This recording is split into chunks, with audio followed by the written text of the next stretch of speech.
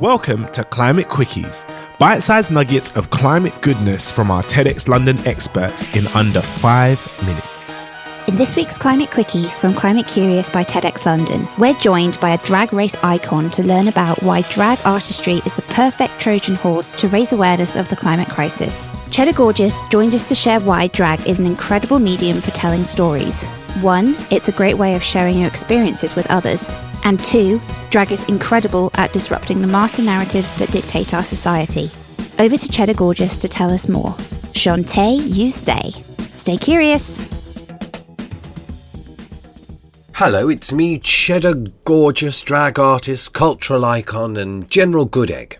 I always think of drag and as queer entertainment in general as a bit of a Trojan horse. Do you know what I mean? We tease you in with an entertaining prospect, indeed with our enmeshment with the worlds of entertainment, and then we like to hit you with something maybe you're not expecting. And that I think drag is something that doesn't only speak to issues of queer liberation. It can also be used to advocate for all kinds of causes and for all kinds of communities. So it was really amazing to see them using queer performance and indeed parody.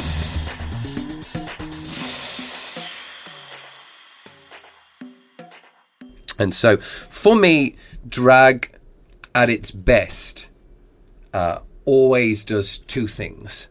And that's not to say that drag always does these things. I'm just saying that drag at its best does these two things. And that is to build connection, to be a place where people can come together. You know, you turn yourself into a spectacle, you become noticed, and in doing so, you become the thing that people talk about. You become the thing that actually builds connections between people.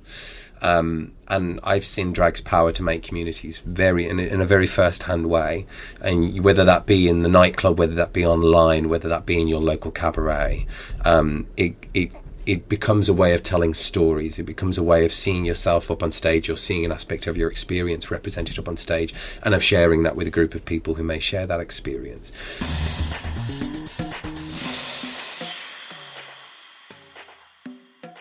But the other thing that I love to see drag doing is disrupting the master narratives that dictate our society. I love drag that makes you look at yourself and look at the world in a different way. And that can be deployed in all sorts of exciting ways. We can deploy that for entertainment in a way that can have a really, really wonderful effect and can have an amazing confidence building effect. It can have an amazing way of pushing forward things around gender and sexuality. But also we can turn that use of attention to different things. And so I realized this very, very early on about drag. And so for me, I kind of thought, well, it's great that you see so much drag and doing LGBT stuff, but wouldn't it be great if we also see drag doing stuff for BLM, stuff around climate change, actually using drag and becoming that living spectacle to celebrate other people and celebrate people who we should be celebrating more, or raise awareness on certain issues and amplify certain issues in a bigger way. So for me, that's always been my issue with drag. And it doesn't, I've certainly done stuff around climate change. I don't pretend to be perfect. And I don't pretend to be a climate activist, because climate activists, and like all activists, activists are people who get no attention until they're arrested, right? Whereas I'm an artist, and I'm an artist that can do stuff that can be useful to the world. And I'm really, really proud of that. But an activist is a very special kind of person. And the only attention they get is very negative attention usually. And I think we see a lot of that happening at the moment when it comes to climate activists forcing people to confront things around fossil fuels. That's activism.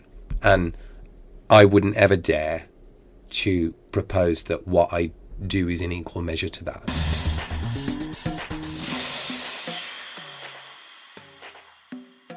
There's something really there about the use of spectacle and standing out that we see so much in the climate change protests at the moment. And it makes me feel a great affinity in terms of the early, if you think of early drag queens at protests who were, facing down police and using spectacle and using standing out and being forced to confront people who fundamentally disagreed with what they're doing.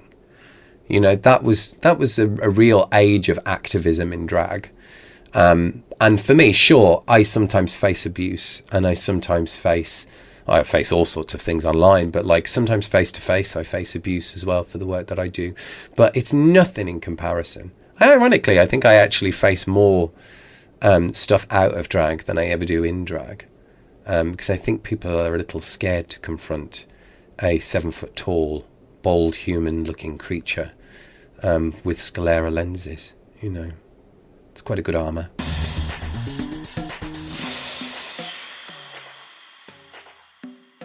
I think the biggest thing that we can probably do is support those people who are calling for real action, who are calling for our governments to take full-on regulatory action, and doing it with the vote as well. Let's demand it from the politicians as they put themselves forward, although of course we are currently facing a government that looks like it's going to fail upon its promises, its election promises, to reduce our emissions and to do more for climate change. Let's make sure that they're held account to that this isn't just an additional election promise that can be seen as throwaway. And I think sometimes that's how climate change is seen. It's an add-on that people put in their manifestos. And of course, we'll deal with climate change, but secretly we have no intention to do anything. And you won't consider that a real issue because you'll be too worried about how poor you are under us. So I think that I think it's about making sure that we all do what we can to make sure that the people who really have power are called into account, but also in supporting those people who are going to be doing the calling into account. And maybe being a little bit forgiving of one another too. And because it's in that forgiveness that you will really find the drive for action with one another, because we have to work with one another. Thanks for listening to this quickie. This episode was created by our superstar podcast team at TEDx London. Until next time, Stay curious.